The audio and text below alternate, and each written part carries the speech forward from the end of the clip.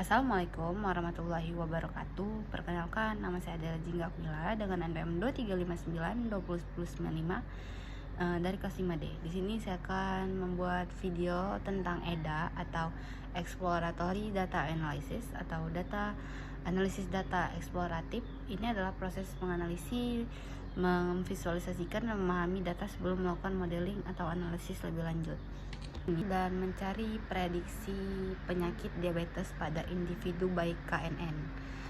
Pertama, di sini ada latar belakang. Latar belakang penyakit diabetes merupakan masalah kesehatan yang signifikan di seluruh dunia.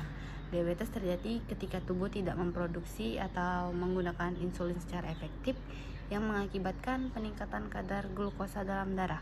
Penyakit ini dapat memiliki dampak serius pada kesehatan individu, termasuk resiko penyakit jantung, gangguan mata, gangguan ginjal, dan komplikasi lainnya.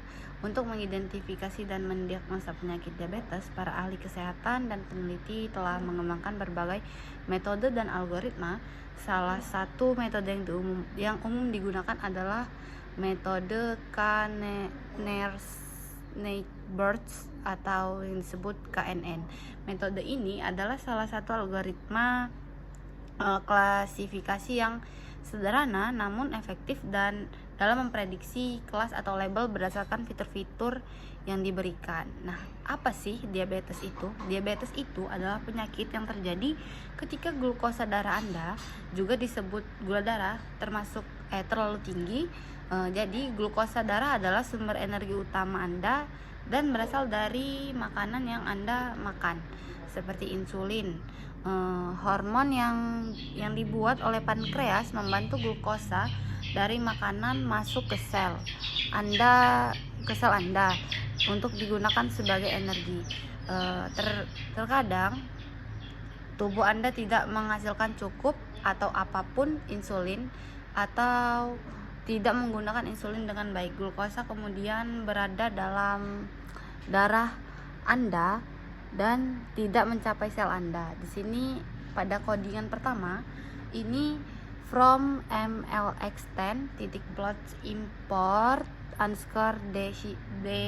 decision regression ini adalah baris yang dikomentari dalam kurung tidak dieksekusi dengan tanda pagar di depannya.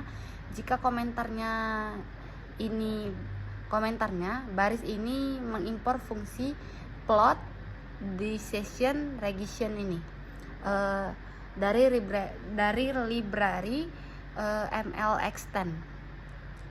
Library ini sering digunakan untuk memvisualisasikan batas keputusan dalam model machine learning seperti klasifikasi. Saat ini baris ini tidak berpengaruh apa-apa karena dikomentari mungkin sengaja dinonaktifkan sementara. Dan di baris kedua ini ada import NumPy as NP. Ini merupakan pustaka utama untuk komputasi numerik di Python. Jadi ini alias NP ini memudahkan penulisan kode lebih singkat, misalnya np.array.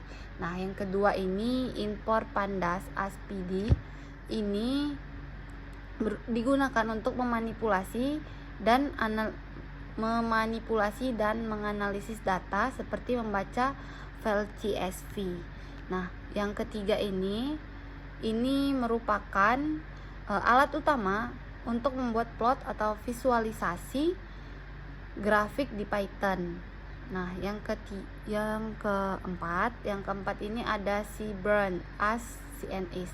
Ini mengimpor library Seaborn yang dibangun di atas Matplotlib.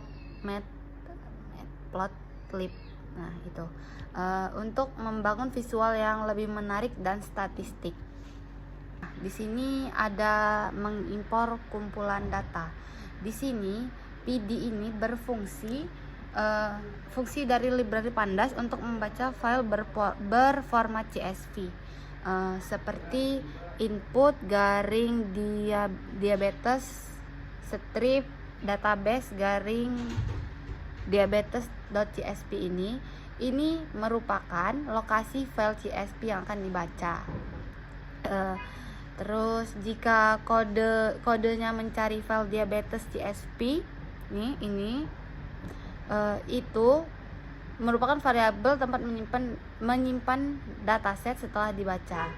Nah, ini codingan ini view top 5 row of our dataset ini diabetes underscore data titik head ini menampilkan 5 baris pertama dari dataset. Dan yang pertama contoh barisnya ini jadi pada baris pertama baris 0 ini terdapat pasien yang sudah hamil 6 kali. Terus gula darahnya sekitar 148, tekanan darahnya 72 dan insulinnya 0. Di sini juga ada identifikasi variabel dan tipe data. Jadi di sini SHAP ini adalah atribut dari Pandas data frame untuk melihat ukuran dataset. Nah, di sini menghasilkan output 768,9. Jadi di sini dataset terdiri dari 768 observasi dan 9 field. Fitur berikut disediakan untuk membantu prediksi apakah seseorang menderita diabetes atau tidak. Di sini ada beberapa fitur seperti kehamilan, glukosa, tekanan darah, ketebalan kulit, insulin, BMI atau indeks massa tubuh. Terus di sini ada fungsi silsilah diabetes, ada usia dan juga hasil. Nah, untuk codingan yang kelima ini adalah fungsi info ini adalah fungsi dari Pandas akan menampilkan ringkasan dataset. Jadi pada class ini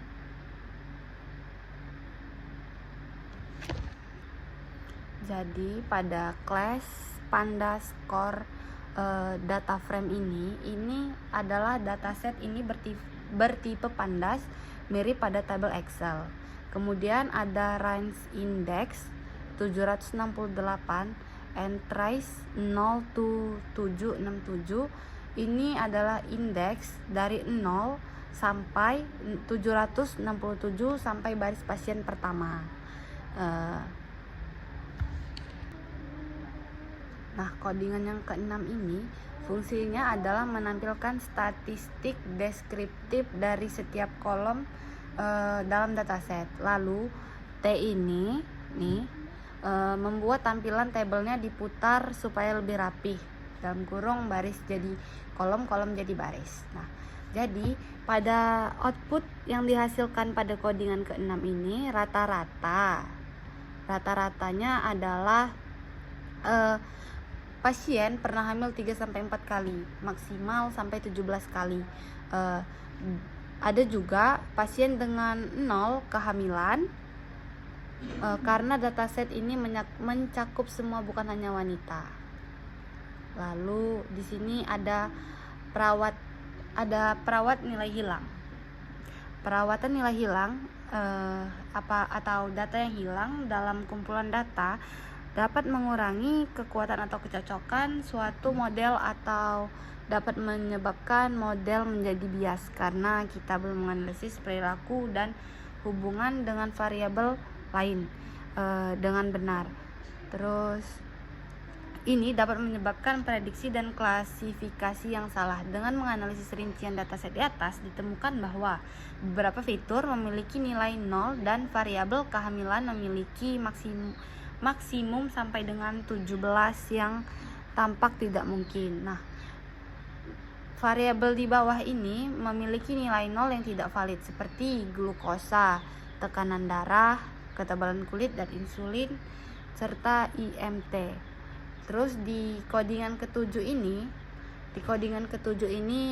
value count ini menghitung beberapa kali setiap nilai unik muncul dalam kolom. Jadi ini pada codingan ketujuh ini akan menunjukkan berapa banyak pasien seperti 0 sampai 1 dan 2 sehingga 17 kehamilan.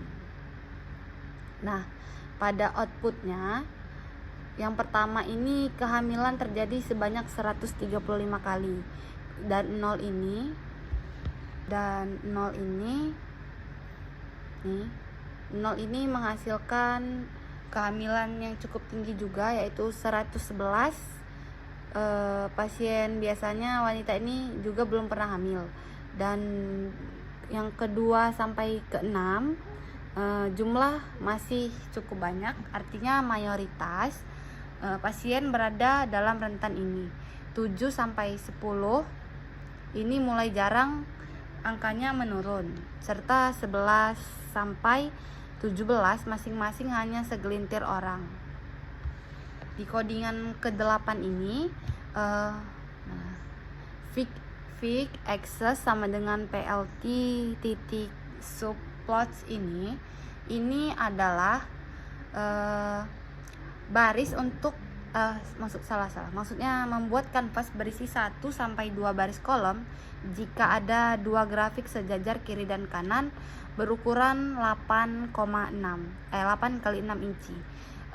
Kemudian grafik kiri distribusi SNS ini menampilkan sejumlah histori jumlah pasien berdasarkan banyaknya kehamilan, ditambah kurva KDA ini, ditambah kurva KDE ya, untuk menunjukkan bentuk distribusi. Nah, kalau grafik yang kanan ini menampilkan ringkasan statistik dalam bentuk box plot.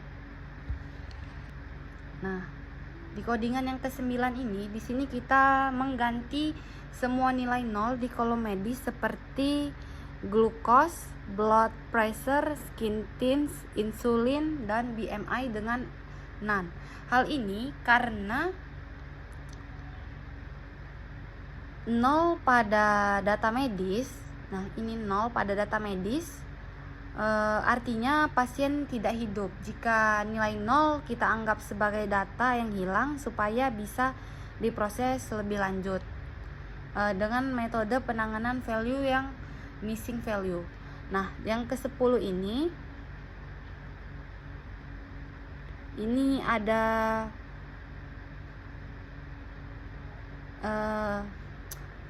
ada 5 data baris pertama pada dataset dengan perbedaan sekarang nilai 0 di kolom glukos. Nih, pada kolom glukos, di kolom glukos, blood pressure, dan skin tint, insulin, BMI sudah diganti menjadi nilai none. Nih, pada kolom insulin sudah diganti pada nilai none. Nah, pada outputnya ini kalau 5 baris pertama dataset sekarang beberapa kolom memiliki nilai none. Misalnya pada pasien pertama dan kedua nilai insulin sebelumnya adalah 0, dan pasien ketiga skin tint dan insulin juga kosong. Dengan begitu nilai kita bisa mudah hilang menangani sebelumnya masuk ke proses modeling. Dan yang ke-11 ini ada nilai yang diperhitungkan. Pada codingan ke-11 ini, setelah kita ganti dengan 0, none, kita bisa hitung jumlah data yang hilang dari tabel ini. Terlihat bahwa kolom insulin punya missing value paling banyak, hampir 49%, dan skin tints-nya juga sekitar 30%. Sementara kolom seperti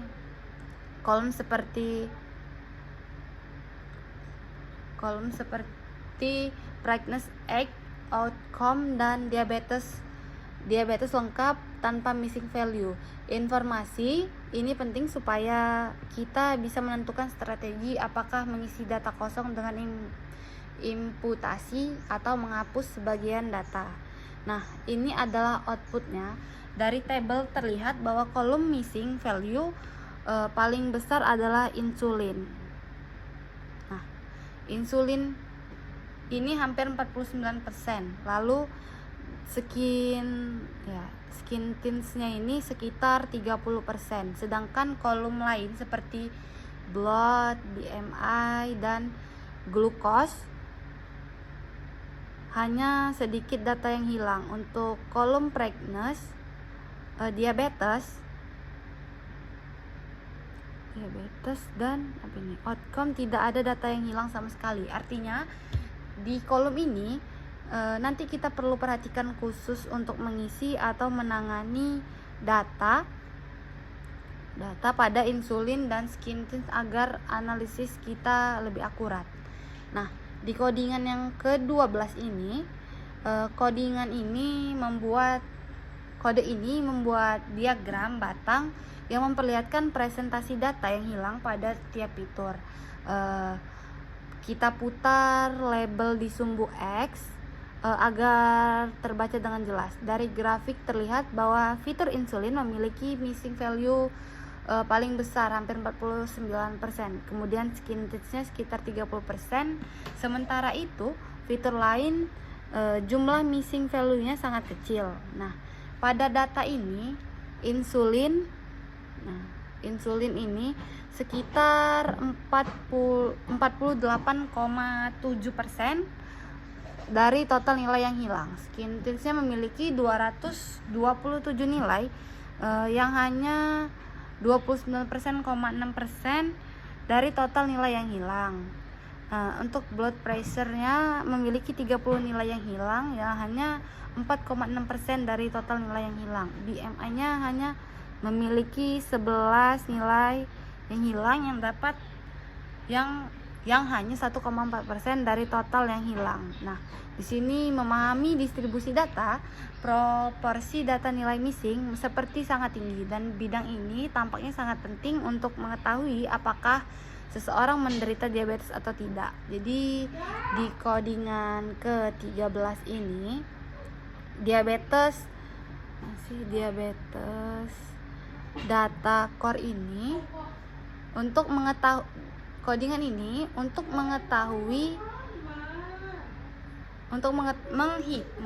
menghitung kolerasi antar fitur numerik dalam dataset. Nah, outputnya ini yang pertama ada jumlah kehamilan paling berkolerasi pada umur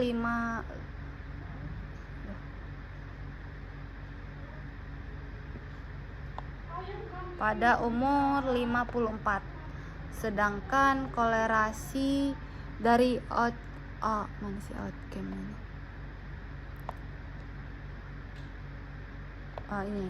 dari nilai outcome-nya sekitar 0,22. Dan glukosa kadar gula darahnya ini kolerasinya 49. Ini adalah faktor paling tinggi menentukan diabetes. Nah, kemudian di codingan yang ke-14 ini membuat fitur kanvas figur dengan ukuran 12 kali 10 inci supaya heat map lebih jelas dan tidak berdesakan. Terus CNS-nya ini adalah diabetes score, menghitung kolerasi antar semua kolom numerik. Nah, pada codingan ke-15 ini membuat histogram untuk setiap kolom numerik dalam dataset. Histogram menunjukkan distribusi data apakah miring ke kanan atau ke kiri, normal atau banyak nilai ekstrim. Nah, di sini size-nya adalah 20,20 untuk plot besar supaya semua histogram kelihatan jelas. Nah, pada grafik ini distribusi menunjukkan bahwa kolom glukosa dan tekanan darah hampir terdistribusi secara normal, sedangkan ketebalan kulit, insulin, BMI cenderung positif. Jadi kami mengganti nilai hilang sesuai dengan distribusi. Pada codingan ke-16 ini Untuk kekodingan yang ke-16 ini, perintah pertamanya kita isi dengan nilai kosong pada kolom glukos dengan nilai rata-rata menggunakan mean. Lalu kita lakukan hal yang sama untuk kolom blood pressure menggunakan yaitu mengganti data kosong dengan nilai rata-rata. Kemudian berikutnya di kolom skin tints-nya ini karena distribusi tidak normal, kita isi nilai kosong dengan median nilai tengah. Terus di sini juga hal yang sama kita lakukan pada kolom insulin. Kita lakukan pada kolom insulin, yaitu mengisi data kosong menggunakan median. Terakhir untuk diabetes _data BMI ini kita juga mengganti nilai kosong dengan nilai median. Nah, di codingan ke-18 ini memeriksa saldo data,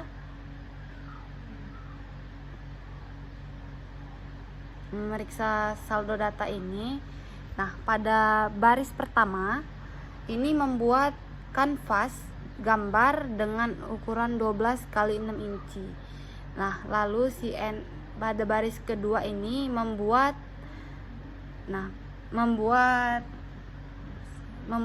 bar chart untuk menghitung jumlah data per kategori di kolom outcome. Lalu di bagian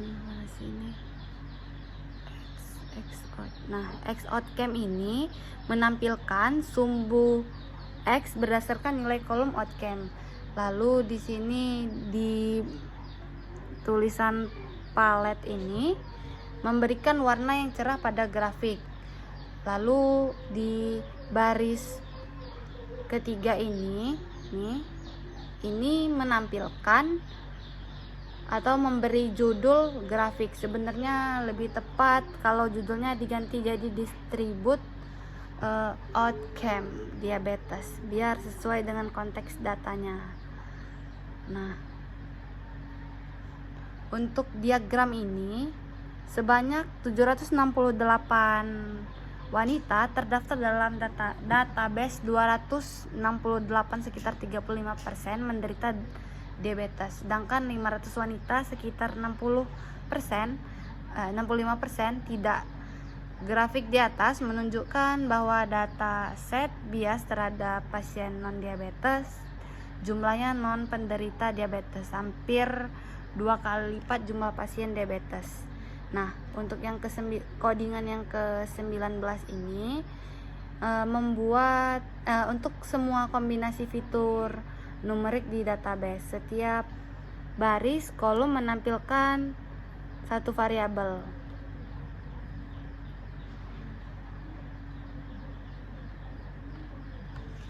Pada codingan ke-19 ini, dari baris ini sampai buka kurung ini membuat scatter matrix untuk semua kombinasi fitur numerik di database. Maksudnya dataset. Setiap kolom dan baris menampilkan variabel diagonal.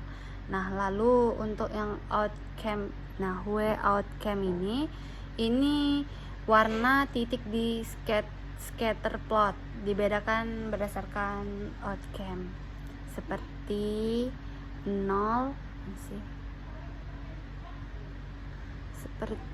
seperti pasien tidak diabetes itu biasanya warna biru dan tandanya 0. Kalau 1 itu pasien diabetes biasanya berwarna oranye.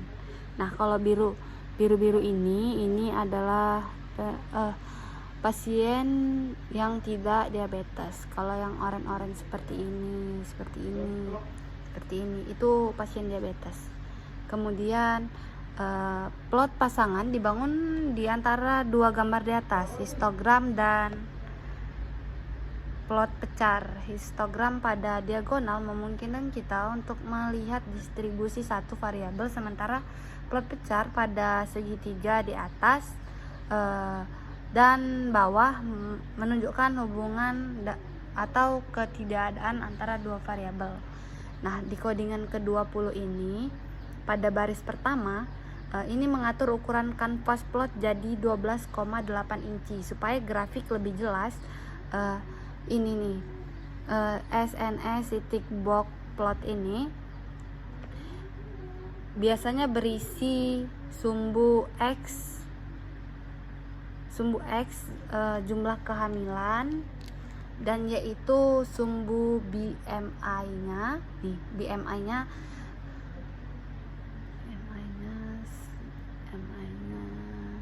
menunjukkan nilai BMI. Nah,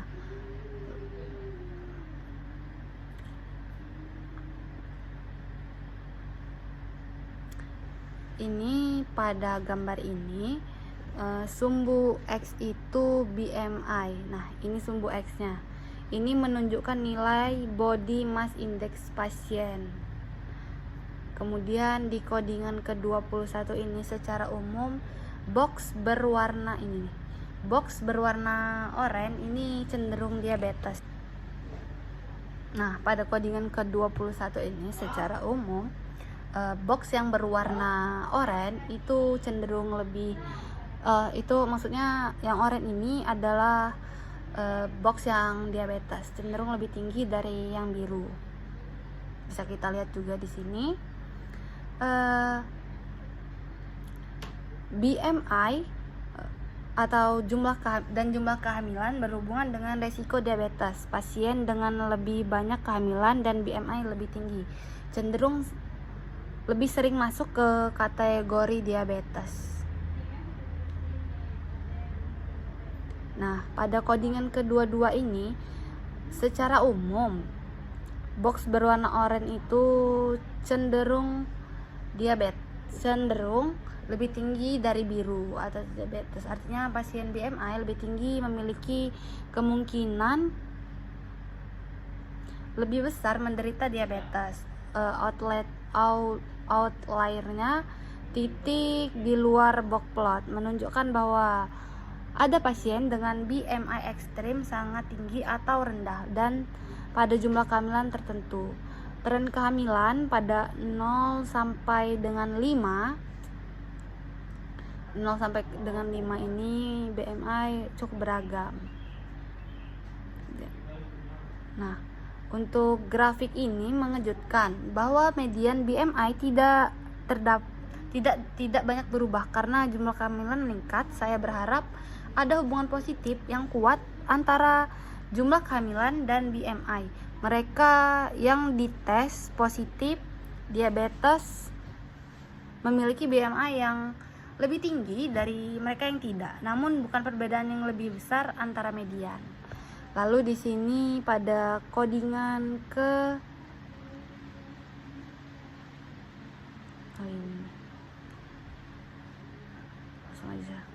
codingan yang ke-24. Nah, ini penjelasan kodenya pada PLT figure ini sampai dengan 12,8 ini memuat kanvas grafik berukuran 12 kali 8 inci. Nah, lalu SNS box plot ini membuat box plot dari data. Dan outcome-nya ini adalah sumbu X yang berdasarkan kolom outcome. Nah, lalu pada gambar ini jumlah rata-rata kehamilan lebih tinggi 4,9 pada penderita diabetes dibandingkan dengan 3,3 pada wanita non diabetes dengan perbedaan signifikan di antara mereka. Lalu di sini di codingan ke 29. Nah, ini pada PLT figure fixed size 12 kali 8 ini memuat ukuran kanvas. Dan juga di codingan ke 37. Nah, ini di sini pada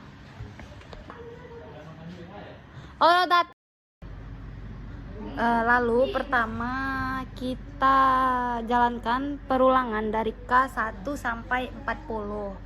Setiap perulangan kita membuat model KNN dengan jumlah tetangga K melalui model data training.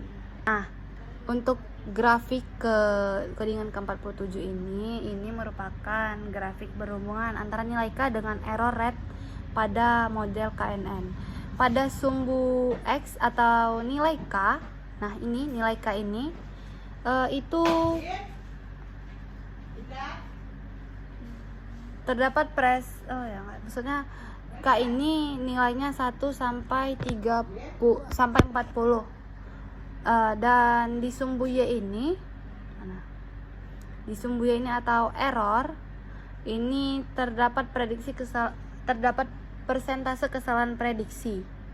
Nah, lalu di codingan ke-53 ini dia. Nah, ini pada codingan ke-53 ini artinya library scalar matrix ambil fungsi confusion matrix. Fungsi ini dipakai untuk membuat matriks kebingungan sehingga tabel yang menunjukkan beberapa prediksi model benar dan salah untuk tiap kelas pada masalah klasifikasi. Dan untuk pada codingan ke-58,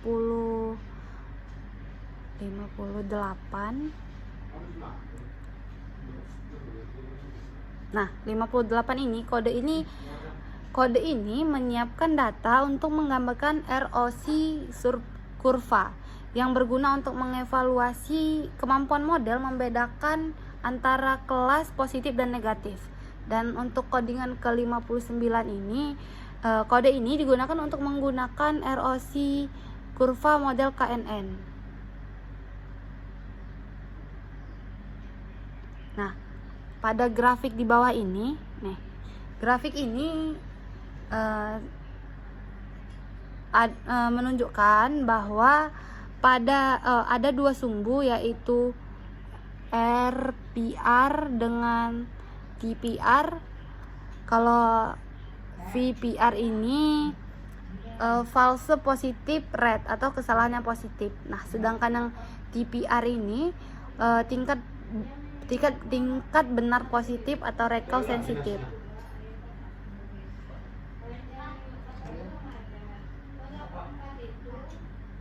Nah, untuk garis biru ini menunjukkan performa model KNN, dan garis putus-putus hitam ini diagonal adalah baseline model tebak-tebakan acak kalau modelmu lebih bagus dan random dari kurvanya. Harus berada di garis ini. Nah, ini garis ini. Nah, garis-garis ini. Dan kurva biru naik cukup tajam. Nah, ini naik kurvanya, artinya modelmu cukup baik dalam membedakan kelas positif dan negatif.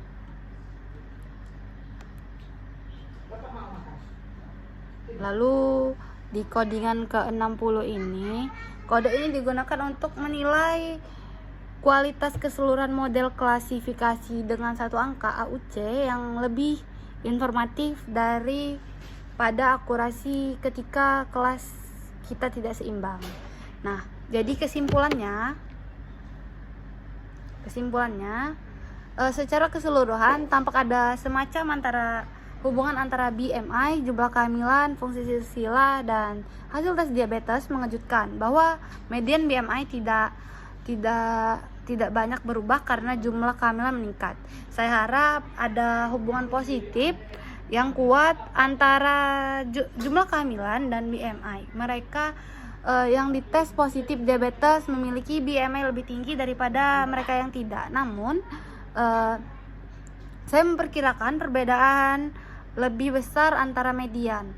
Untuk menemukan hubungan antara fungsi silsilah dan hasil teks akan menarik juga untuk melihat laki-laki dan mereka yang berusia di bawah 21 tahun serta 21 tahun sebagai sampel. Dengan begitu kemudian variabel perancu seperti hormon yang hanya dimiliki wanita yang tidak menyebabkan diabetes dapat dihilangkan. Dari dataset terdiri dari 768 observasi dan 9 field. Fitur ini disediakan untuk membantu kami memprediksi apakah seseorang menderita diabetes atau tidak. Mungkin itu saja yang dapat saya sampaikan. Lebih kurangnya saya mohon maaf. Kepada Allah saya mohon ampun. Billahi fisabilillah, wassalamualaikum warahmatullahi wabarakatuh.